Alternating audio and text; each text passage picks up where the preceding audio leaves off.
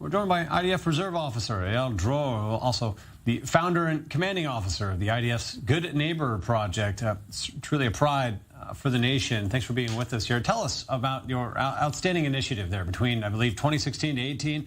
You led more than 700 humanitarian operations to help Syrians of all stripes. And that's important to mention, despite decades of real disconnect and war.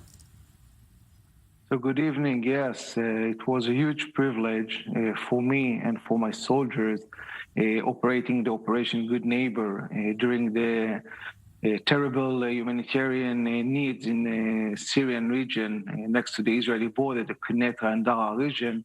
Israel decided to operate the unit, the Good Neighbor unit, and we executed over than 700 humanitarian mission aids in which we sent hundreds of tons of equipment, medical equipment, medicines, food, diesel fuel, and also we made some projects like building a maternity hospital in one of the Syrian villages, operated a field clinic, and taking over than 1,400 Syrian children, sick children, to be treated in Israel, in addition to the 4,500 wounded. So it was great 3 years, or basically 6 years, of humanitarian aid provided from the state of Israel to our neighbors from Syria.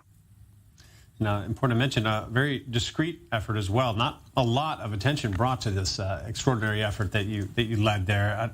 But the IDF aid, at least as far as we can tell, largely ended, though, when the Assad regime returned to the border area there. But is Israel still involved today with efforts across the border, with the livelihood, the welfare of many of the Syrians?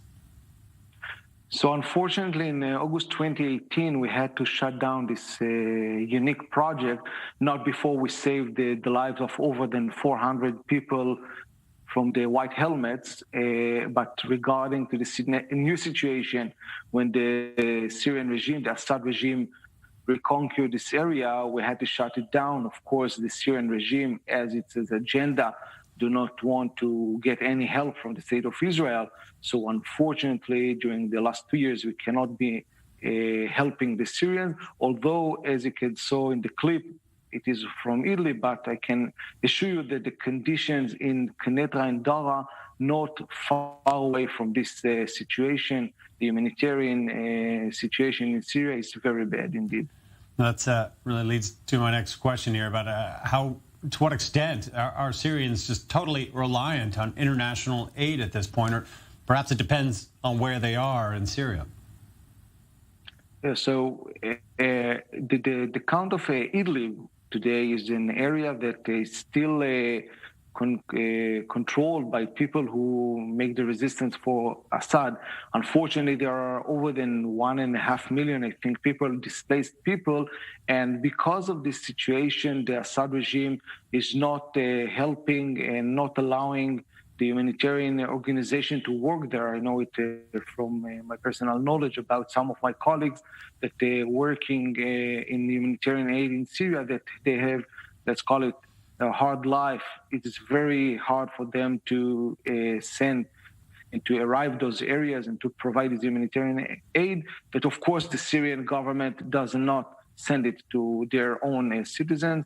The consequences is hundreds of people living in tents, in the mud, and most of them, I don't know if they will be able to survive, for example, the next winter.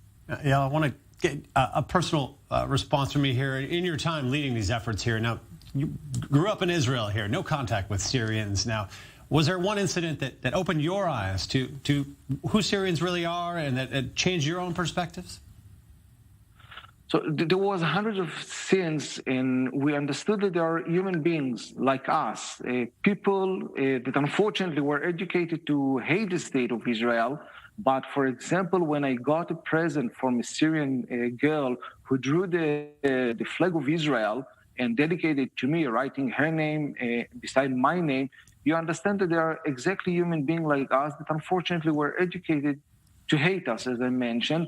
But when you are building these bridges of trust by actions, not by declaration like people in the world doing, by action, real action, I think that we are understood that we can live together and we should live together unfortunately, in these days, it's a little bit far away because the Syrian regime agenda.